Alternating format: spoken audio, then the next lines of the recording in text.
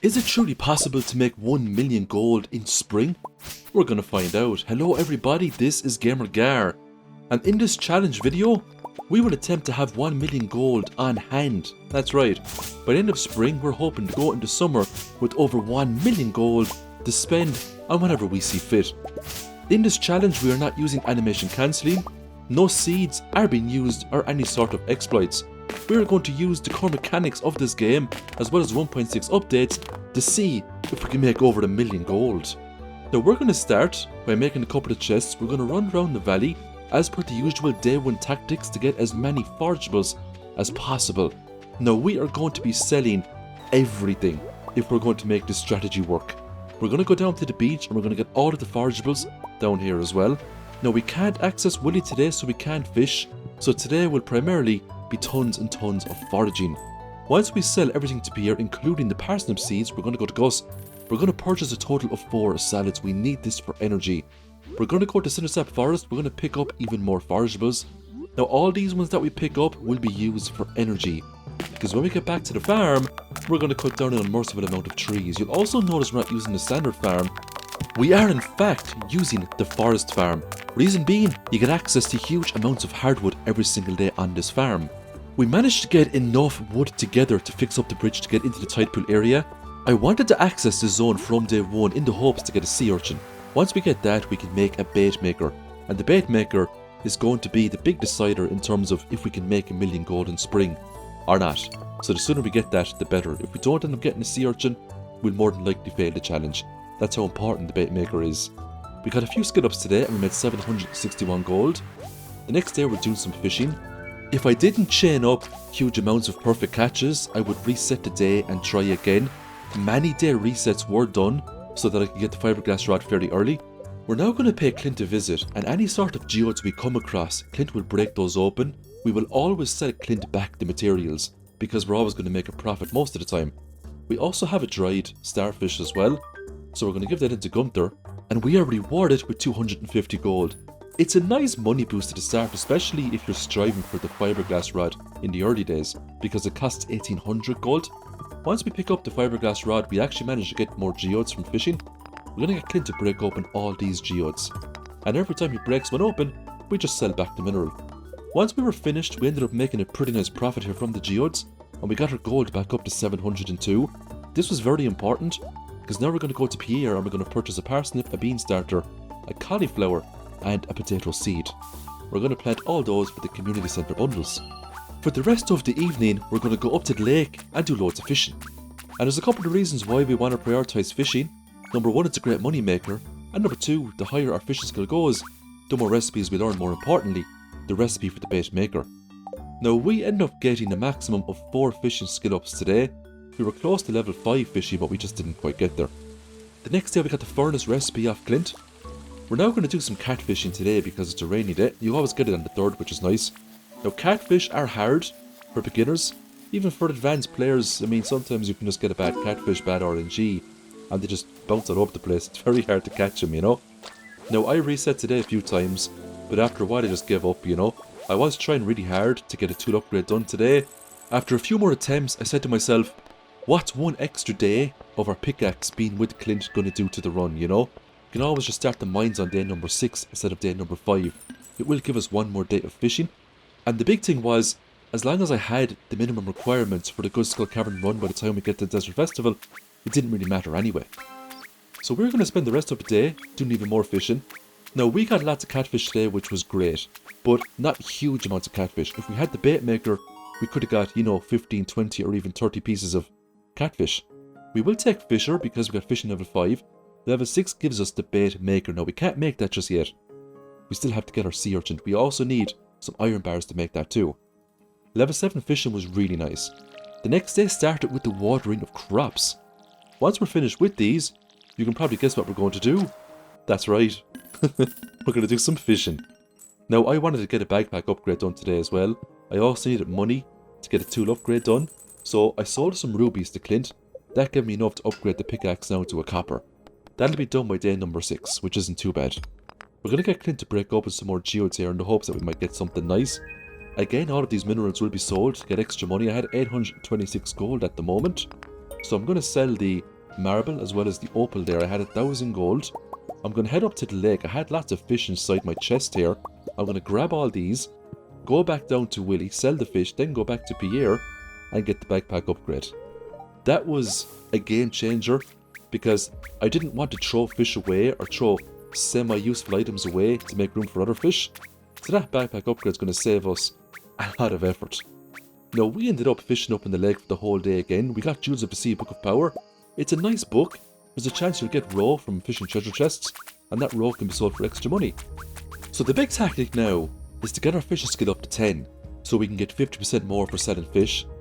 All that money can be used then for Joja development projects. It can be used for tool upgrades. It can be used for things that we need that will make our lives much easier when it comes to making the most out of spring. And I did mention Joja development projects. You see, this run is going to be half community centre and half Joja. And there's a reason for that. And keep watching and I'll show you. So we visited Willy today. We're now on the 5th. We're going to sell him all of the fish we caught yesterday. It put us up to 13,000 gold. It was really nice. Now I'm going to get the iridium rod now just to get it over with. It does cost 7,500 gold, but it's worth it because we can now use trap bobbers and other things. We now have 5,000 gold, but we're going to look at the community centre bundles. We can't read them right now. We have to get the forest magic, but we will get a letter off the wizard the next day to go visit him. So it's nice just to get that activated. We will go back up to the lake for the rest of the day. We picked up a combat quarterly, 250 XP towards combat. We activated that and we got a skill up.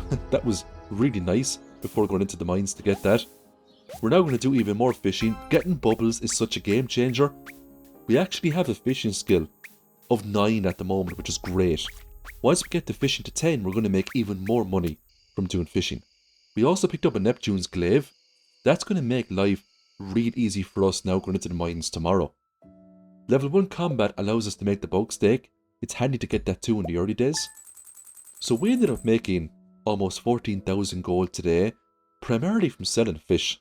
And if you think that's good money, wait until you see what we're going to be making in a couple of days. We also selected the mushroom cave for Demetrius, and we also visited the wizard as well. He's going to give us the forest magic so we can talk to those Junimo bundles. Speaking of bundles, we actually have all the forageables on us, so we're going to go ahead now and complete the spring foraging bundle. We'll then make our way right down to Pierre. We're going to sell him the spring seeds that we got for extra money. Because I had 20,000 gold, I said to myself, now's a good time to get the final backpack upgrade for 10,000 gold, because that's something we won't have to buy in the future. So we now had a lot of the big kind of money spenders done. We had the copper pickaxe upgraded, we had the backpack upgraded all the way, and we had the iridium rod. So we were actually doing very, very well, and we were only on day number 6. And all of this is thanks to fishing. So we're now in the regular version of the mines. We've got our copper pickaxe, our Neptune's glaive. We're going to prioritise copper ores for today because we need to upgrade the axe as well. We want to get to Ginger Island as early as possible. To make that happen, we need 3 things. We need 200 pieces of hardwood. We need 5 battery packs. And we need 5 iridium bars. Now, the hardwood and the bars will be easy enough to get because of the farm type that we're on. The big problem is going to be the battery packs. There's 2 ways you can get those in spring to my knowledge. Number 1 is a travelling cart. Now that's a big if there, you know. Chances are we're not going to get any from the travelling cart. Number 2 is by farming iridium bats. They only appear after floor 50 in Skull Caverns, and they only have something like a 5% chance to drop a battery pack. But keep watching. I'm going to show you some really good tactics in terms of how you can get to Ginger Island very quickly. It doesn't matter if you're a beginner player or a veteran, you're going to take something away from all these tactics. So at the moment, we're focusing on mining. We got down to floor 20 here. We picked up the steel small sword. We're not going to use that though because the weapon we have right now is far superior. What we really want though before the Skull Cavern opens is a mining skill of 6 so we can make bombs, and a combat skill of 5 so we can get the attack power boost. Now I got my fair share of infested floors today. This was actually a blessing because I was wiping out so many bugs and I was getting so much bug meat. I was using that to restore my energy. I also picked up a monster compendium, and this gives me a small chance for enemies to drop double loot when they are defeated. Now we got down to floor 28, but unfortunately luck wasn't on our side with the staircases, and we passed out on floor 28. So close to floor 30, that means we start back in 25 the next day. but it's not the end of the world. We're not in, you know, a huge rush to get down to floor 110 as quickly as possible to grab the best defense you can get before you go into the Skull Caverns. We're going to go to Clint now. We just upgraded our axe here to a copper. We'll get that in a few days. We're going back down into the mines today to make more progress. Because right now, we're all about skill ups. We just want to get the minimum requirements for Skull Cavern. Then we can spend the rest of our time on fishing and doing other things to get money. We got down to floor 40. We picked up the slingshot. That was nice. We can now access iron ores, which are very important. Now, every single piece of ore that we pick up will be used to make bombs. We're not going to be turning it into any sort of sprinkler or doing other things with it. It's going to be used on bombs and a bait maker, and that's it. We need huge amounts of bombs for Skull Cavern if we want to get a pretty good run done. The dust sprites will also serve as fuel because there's a good chance they drop coal when you beat them as well. Getting down to floor 50 awards us with the Tundra boots. It's just the next tier up in terms of defense. I picked up a rare disc from wiping out one of the monsters there. We're going to sell that, of course, for money. Gunther will not see an absolute thing in this challenge, unfortunately for him. So we were now on the 7th, more or less the first week done, and I have to say I'm really happy with progress in terms of the first week. There's 3 weeks left. So we basically have one more week now to get our combat and mining skills up to scratch and to make enough money to unlock the bus. Now we got lots of skill ups today, which was nice. The next day was the 8th, a new day, new opportunities. So we're still in the middle section, but we're very close now to hitting the 70s where we get to fight the skeletons. We got the Master Slingshot on floor 70, which was nice. We will use the Master Slingshot once we get over to Ginger Island. Now these skellies have a chance to drop the Bone Sword. It's a nice weapon if you don't have a Neptune's Glaive like me. Charity bombs are being used to save time and energy, so we're just detonating clusters of ores there, getting lots and lots of iron ores. We picked up another monster compendium. Now because we already have the passive skill, activating the book again I believe gives us skill ups in combat, which was nice as well. Now you don't get 250, I think you just get something like 100, but look, it's better than nothing. Now I ended up getting a lot of iron ores today, and once I get a mining skill of 6, I'll be able to make something like 60 or 70 bombs, which is amazing.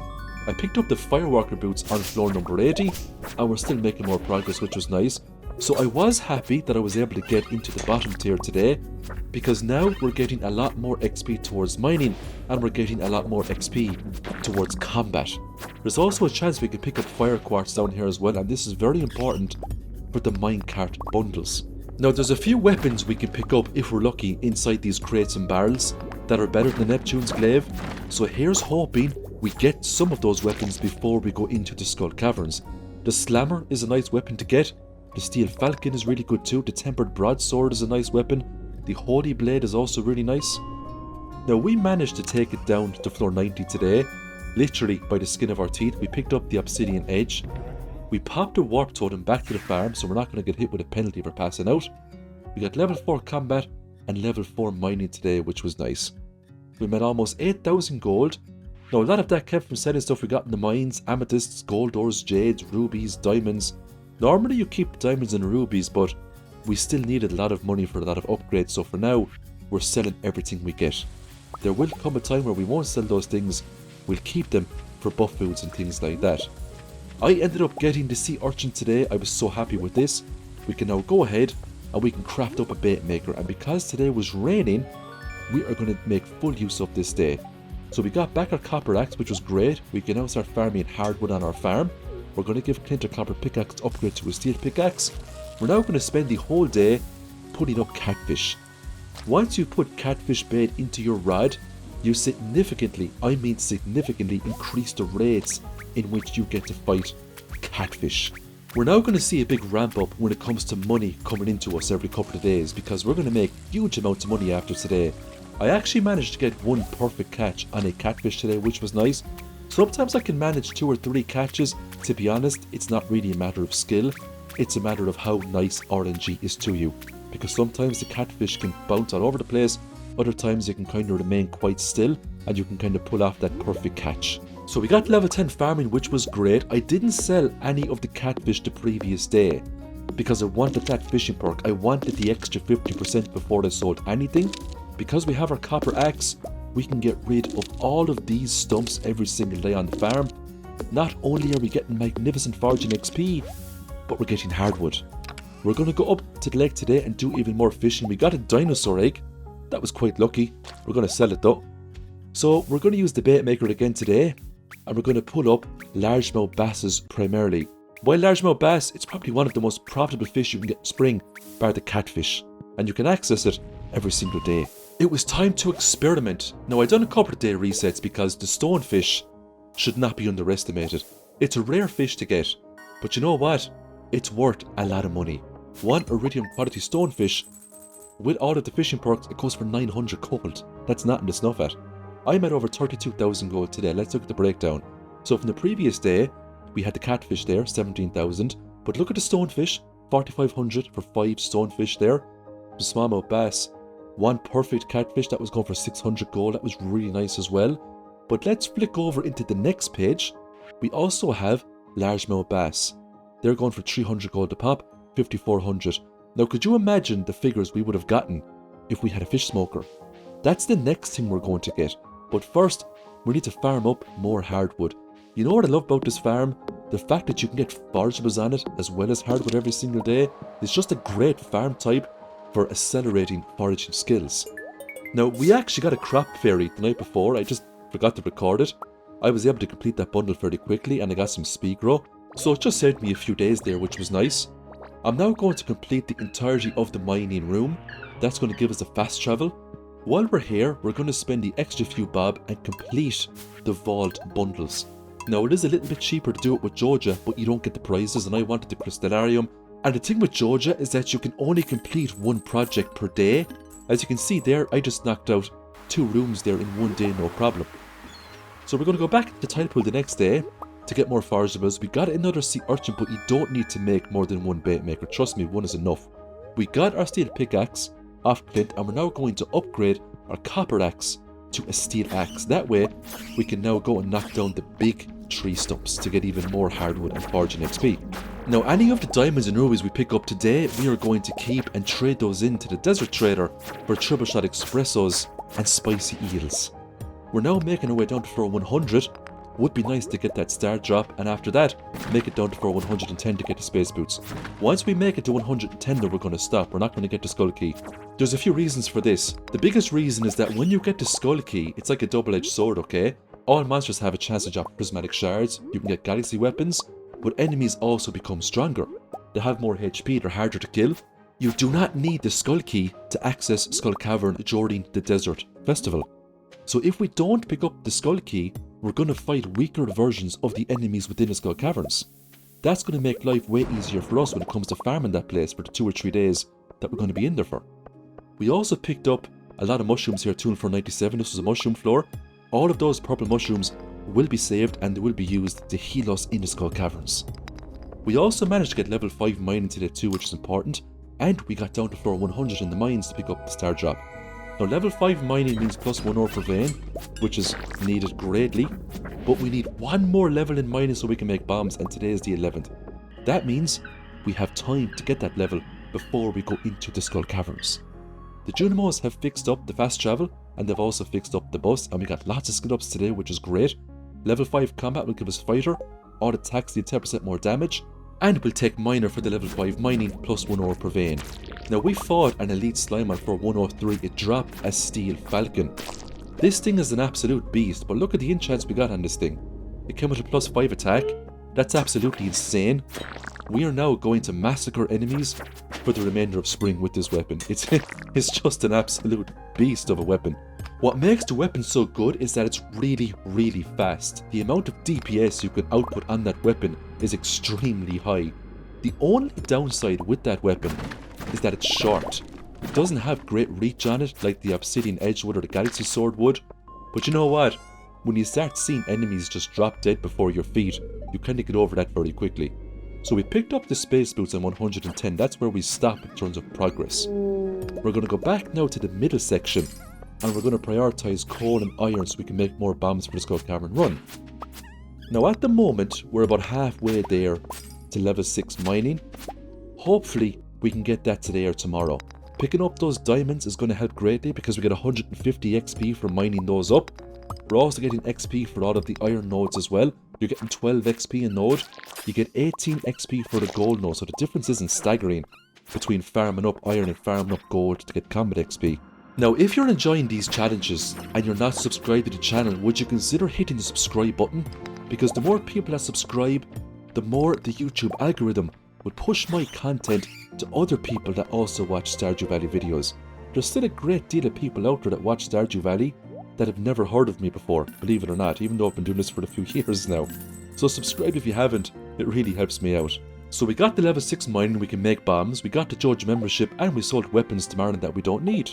On to the next day, but first, let's see how much money we made today.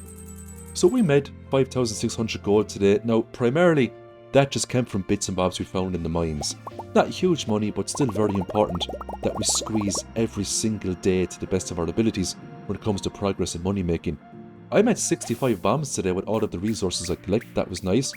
Today was many day resets, many. Reason being, I wanted a cave jelly and I also wanted to pull up huge amounts of stonefish. Now, I ended up getting a few cave jellies today, which was great. The more cave jellies I can get, the more fish smokers I can get if I get the fish smoker recipe. I had lots of river jellies, I had lots of sea jellies. Cave jellies though, didn't have a whole lot of. I made 19,000 gold today. A lot of that came from stonefish. They just sell for really nice money. The next day, we're going to talk to Clint. We're going to get back our steel axe. With the steel axe, we can now start getting lots of hardwood. Because we went the Joja route now, we have 3 projects to complete before we can get to Ginger Island. So we're going to start by getting the panning upgrade. We're now back down to 7,599 gold. Money is now extremely important.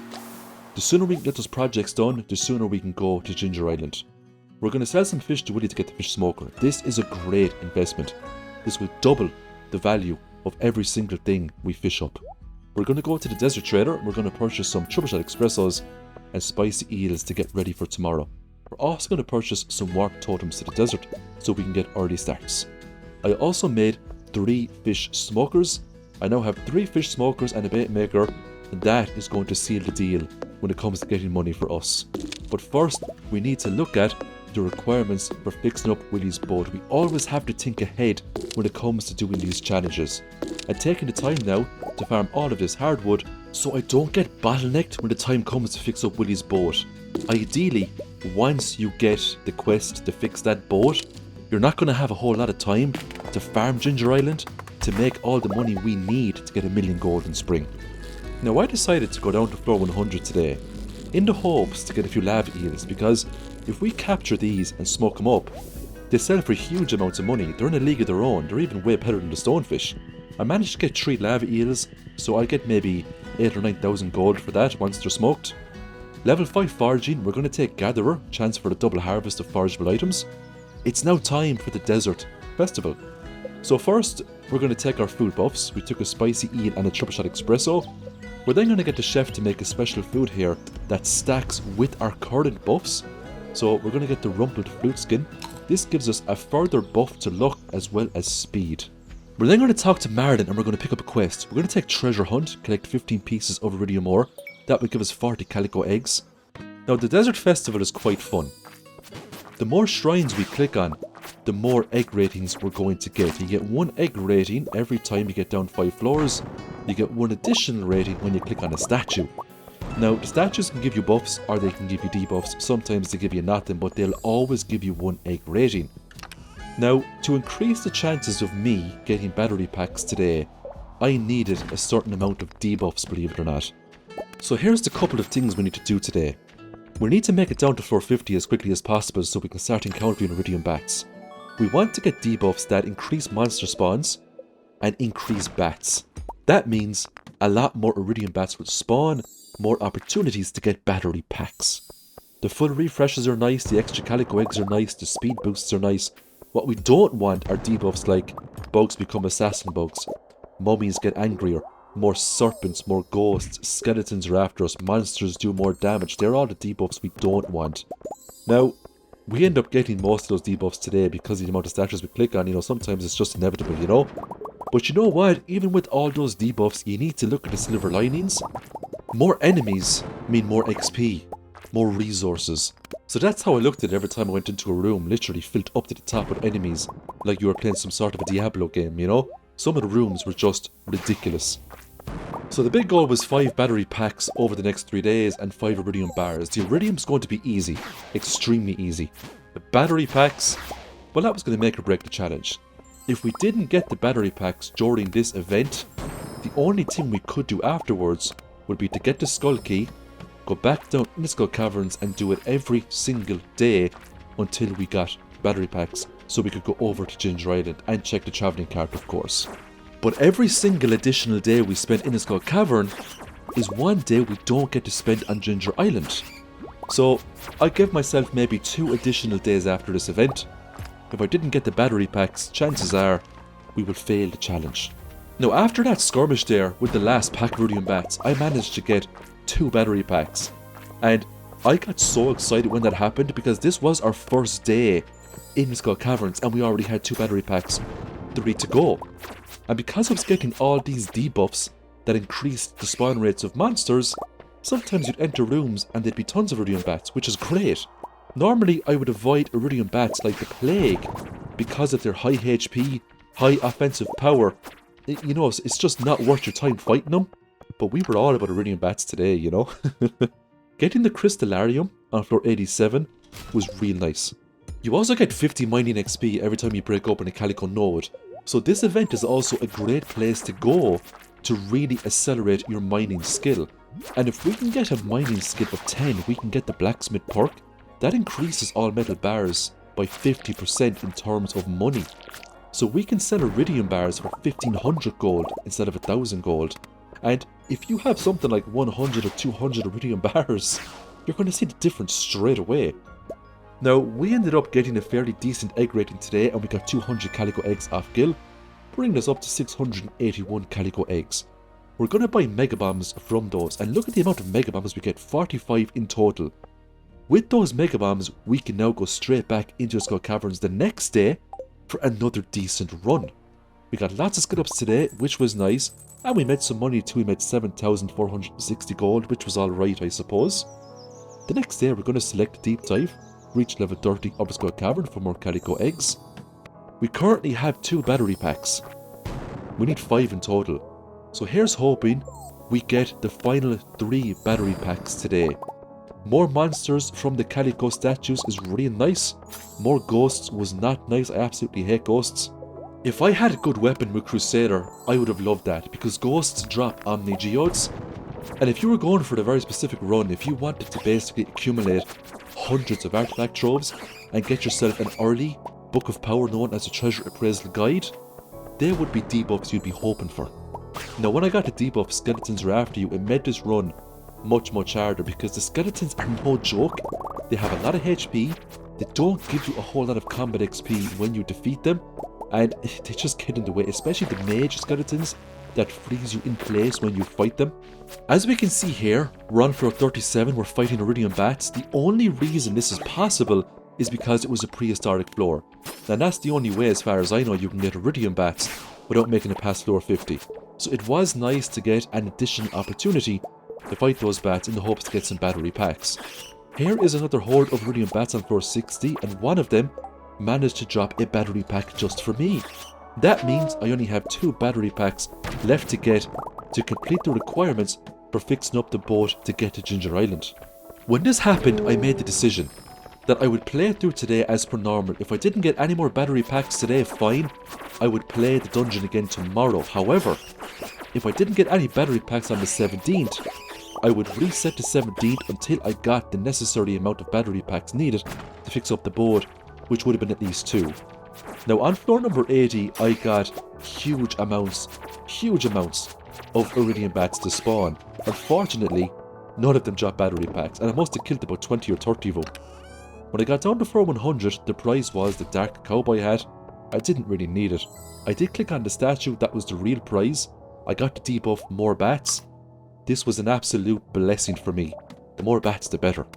On floor 101, I got more monsters. That was also good because it meant more bats. Now look, it meant more everything, but look, as long as it meant more bats, I didn't care. I picked up another battery pack before 105 there. I wasn't expecting it, but I was so happy when it dropped.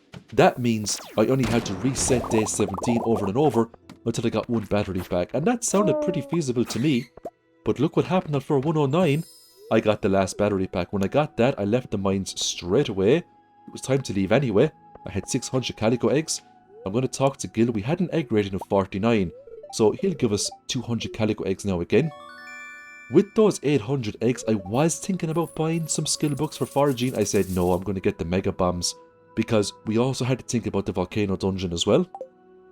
I got lots of skill ups today, including level 10 mining. We're going to get the blacksmith perk, metal bars worth 50% more. So we now had the hardest part of this challenge done, believe it or not. We had the iridium bars, we had the battery packs, and it was only a matter of time now before we get the 200 pieces of hardwood. And between the 8 stumps that spawn on this farm every single day, and the fact that we can also go to the secret woods and get the stumps here, we were going to have the 200 pieces of hardwood in no time at all. I also went back to the desert festival and I got some artifact troves here as well. I also completed a few quests here, like I got Willie's golden bobber, and I bought some hardwood off Leah using calico eggs.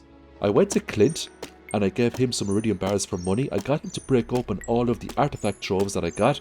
And guess what I got from one of the artifact troves?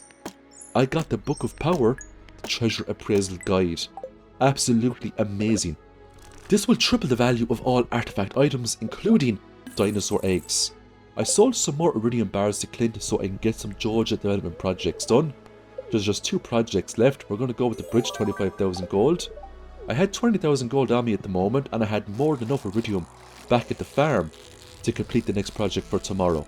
So the earliest now we can probably get Ginger Island would be the 21st. That will give us a good solid week of fishing up lava eels to see if we can get 1 million gold.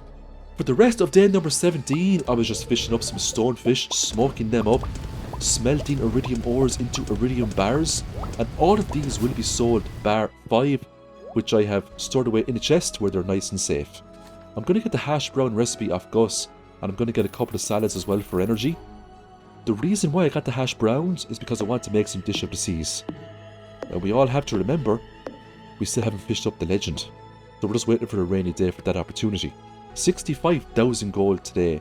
Now, a lot of this came from smoked lava eels, 9,000, smoked swordfish, 72 and 6,700 gold. So real nice money there in terms of fishing. In terms of mining, we have iridium bars that came to 22,500. And if we take a look at the other category, the big thing here was actually the artifacts. So if we take a look at the ornamental fan, 900, the anchor 3, ancient sword, 300, the golden pumpkin, 2,500, the ancient seed, 15 gold. Don't give out to me in the comments, okay? It's a spring challenge. The next day started with the collection of even more iridium bars. Just goes to show how beneficial those 2 skull cavern runs were. We're also collecting more hardwood today as well, and we're now very close to actually getting all of the hardwood needed to fix up the hull on Woody's boat once we get it unlocked, of course. We're going to go to Secret Woods, get more hardwood, then we're going to visit Morris, and we're going to get the last Joja development project, which is the greenhouse. It was then time to visit Clint because we're planning ahead here. We're going to upgrade the watering can to a copper. It's always nice to have at least a copper when you go to Ginger Island, especially when you're going through the volcano dungeon. We're going to spend a good portion of today doing some fishing. I wasn't getting great RNG with the stonefish, so I left floor 20 in the mines and I just did bullhead fishing for the rest of the day.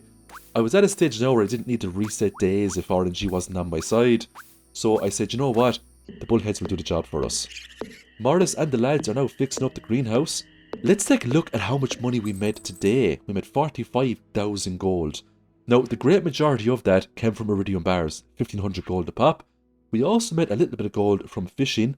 We have a smoked stonefish and we have some smoked bullheads there as well, which was nice. The next day we got the soda machine. That gives us 1 Joja Cola every single day. It's not bad, you know, I suppose it's better than the trophy that you get to complete the community centre. We're now going to hoe up the ground here. We're going to plant some kale. I wanted to get some farming levels. You see, if people will allow it, I want your opinions in the comments, okay? If you want to see this run extended, and if you want me to play it through a whole year to see how much money we can make, just let me know in the comments. If there's enough interest for it, I'll do it. And I'll set a goal of 50 million gold. Let's see if we can do that. But only if you want me to continue this challenge. First of all, let's see if we can make 1 million gold in spring. Once all this kale is planted, it should be enough to get us to a farming level of 6. So when it comes to summer, we can make quality sprinklers and automate the watering process. I'm going to make some dish of the seas today because tomorrow's a rainy day and it would be nice to get ourselves a nice legend fish. We're now going into the regular versions of the mines and we're making our way down to floor 120 so we can get the skull key. This means we can do as many skull cavern runs as we wish. Because we have lots of bombs, it doesn't take us too long to get down to the bottom to get the skull key. There isn't much we can do right now except skull cavern runs because we're waiting for Willie to give us the letter to say, come look at my boat, it's in tatters.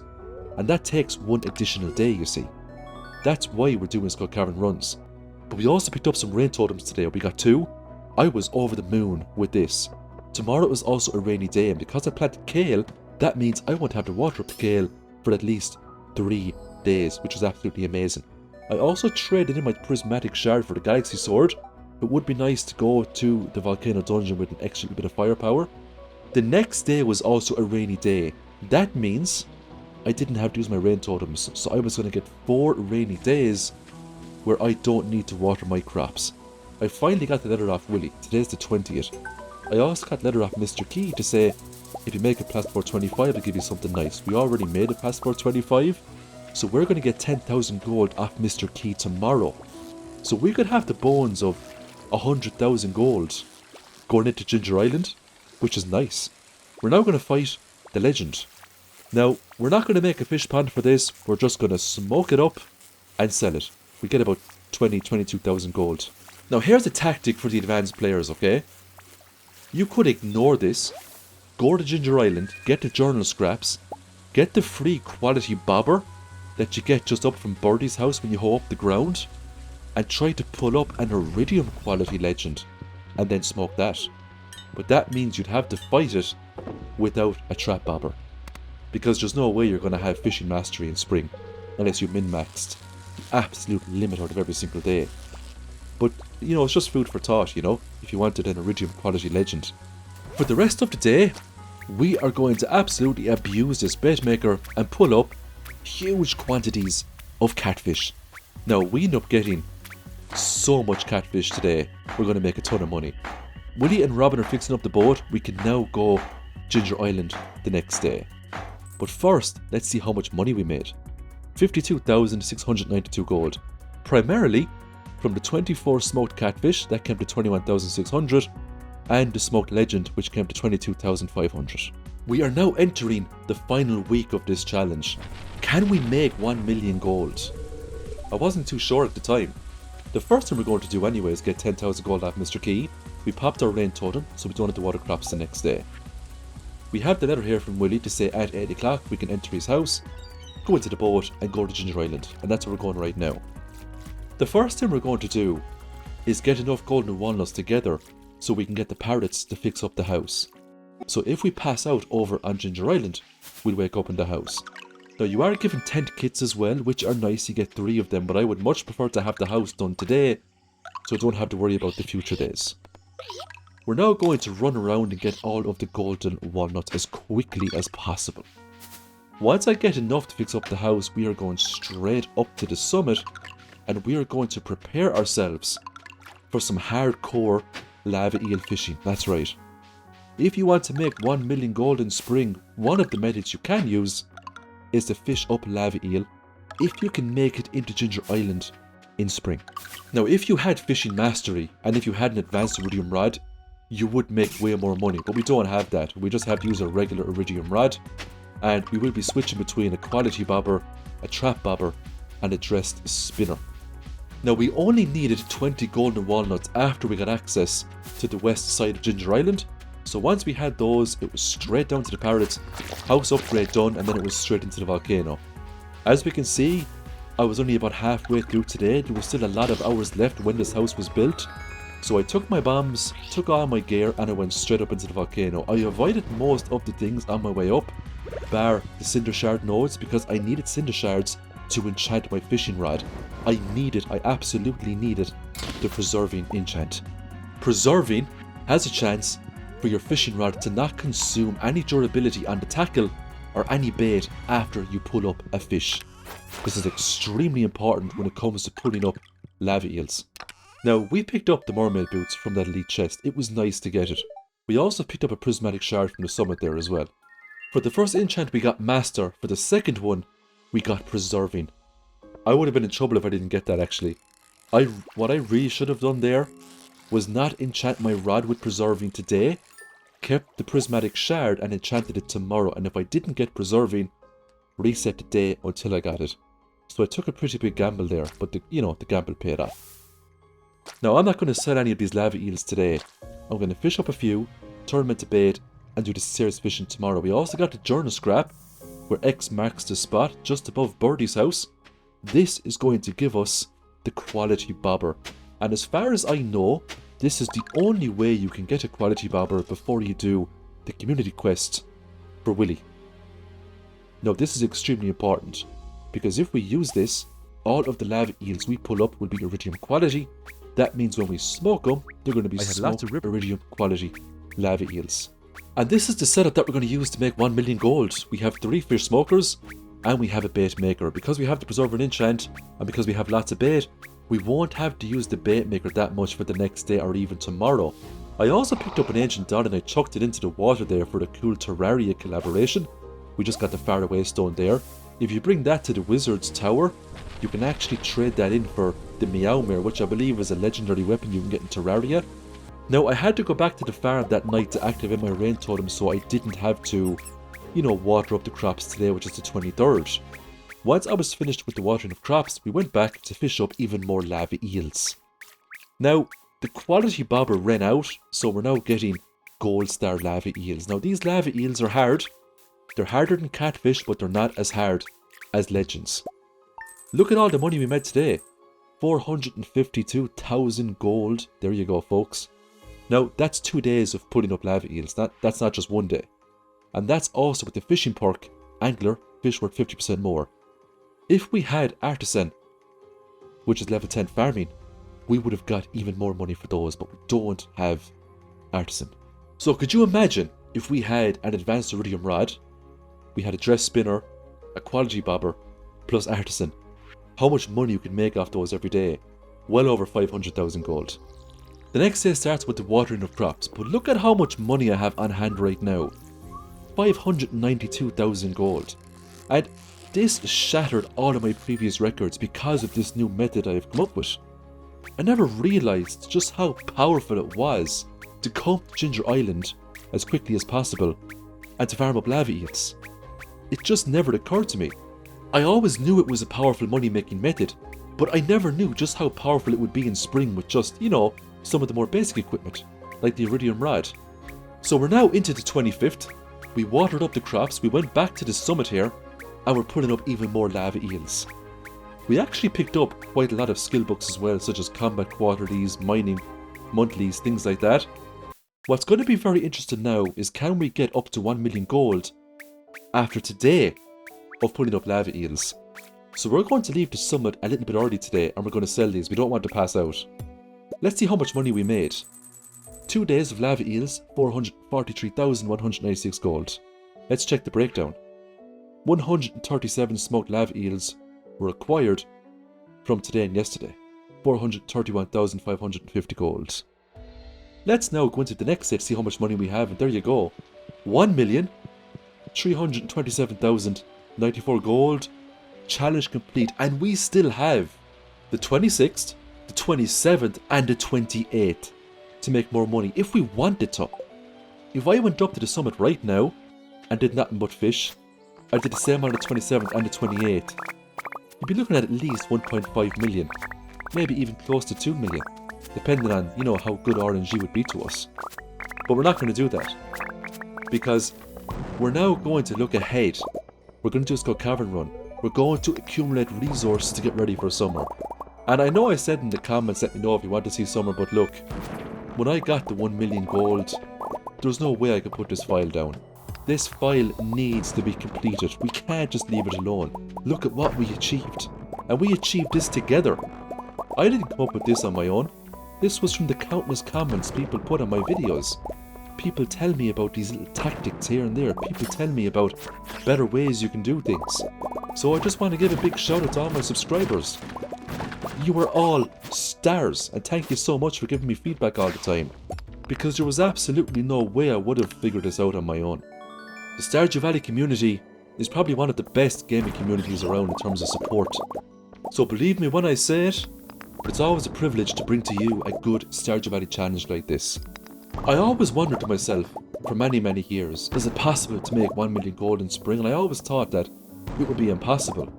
And I've tried this so many times, even when I do regular 100-day challenges, sometimes I try to challenge myself to see if I could pull it off. And here's the proof. Level 6 farming is nice, quality sprinklers. We also got some good skill ups in combat as well. Now, what are we going to do with our 1 million gold? It's quite simple, we're going to invest it. We're going to purchase 2 full batches of starfruit. That's 2,000 starfruit, give or take, we get to use for summer. I could have got 3,000 if I wanted, but there'd be no point, because we don't have the space to plant it on the ground. The only thing I regret is I didn't choose the standard farm. I mean, look, the forest farm is great, but it doesn't have the same crop space that the standard farm gives.